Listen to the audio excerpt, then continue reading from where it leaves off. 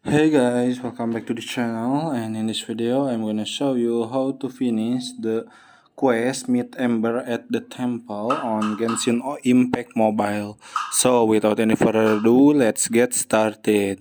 First thing you need to do is you need to log in into your Genshin Impact Mobile account, and if you already log in, you can take the quest on the headquarters over here. Okay, enter Knight of the Venomous over here, and if you already take the quest, you can now navigate to the temple, okay, to meet Ember. And you can also using the wind glider like this, or you can simply running and follow the navigation. Okay, you can also use this to make it faster. Use this again.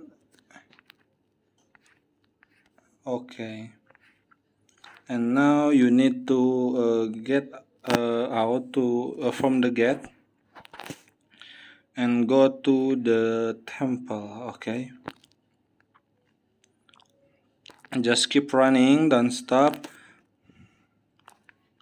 And you can also use this and you can if you have energy, you can also use this, or you can jump through the stone. Okay, like this. Wait for your energy full again, and you can use this again. Almost arrive, and now you already meet Ember at the temple.